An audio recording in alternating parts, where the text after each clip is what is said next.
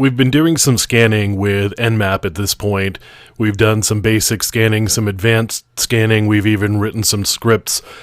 And I think it's useful to just take a look at the actual network layer details of these different scan types and how they actually behave on the wire. Now, the one I really wanted to show was the idle scan or the zombie scan, and the reason for that is because it's not a straightforward scan. So you can see here that this packet here on the very top, where we're sourcing a message to 192.168.1.1, this is where we're actually probing the zombie, and you can see that we're sending a SYN ACK. The reason for sending a SYN ACK is to make sure that we get a reset in return, since a SYN ACK without the server actually sending a SYN to us would be not really illegal, but it certainly wouldn't be an expected message, and so the system is going to respond with a reset. So you'll see actually several of these messages, and the reason for replying with these messages is because we want to see the behavior of the ID field right here. So the IP identification field, we want to see what the behavior is based on several interactions. So we're sending a SYN ACK here, we get a reset back, and you can see the identification field is 11620, and the next one is 11621, and the next one is 11622. So what we're seeing here is an incremental behavior with the IP ID field. So then what we do is we send a whole bunch of SYN ACKs, and we continue checking the IP ID field. Based on that behavior, then what we can do is we can send messages to the actual target right here, which is .39. So we're sending out a message from .1 to .39, and we send several of those, and then eventually we'll send a message to .1 to see what the behavior of the IP ID field is.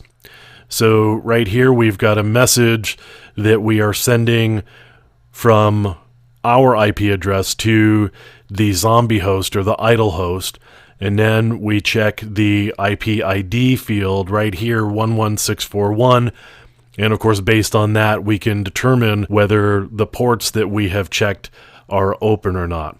So we continue sending these spoofed source messages, and periodically we go and check the IP ID field, and based on what we expect the IP ID to be, we can make determinations about ports being open. So the other one I wanted to show you was the script that we had run with using the Nmap scripting language. So there is a message in here where we check for the location of a particular page. And actually the first thing here is we check to see whether we get a 404. So there's a message where we are requesting a page that shouldn't be there, and you can see right here we get an HTTP response, and the message is 404 not found right there. So that's the response code that we've got. So we know we've got a server that will actually generate a 404, and then what we do is we issue the head request here to see whether this particular page exists or not. And of course we get a 200 OK to that. Now prior to that, there would have been messages from us to port 80, which is the HTTP port, and that would be to see whether the server actually existed, and this is the message right here. So this is where we check to see whether that port is actually listening or not. And because we got a response, then we actually go ahead with the requests. So that's what a couple of different scan types look in Nmap, and it's always useful to go just check and see what's actually happening on the network and not just what the application tells you.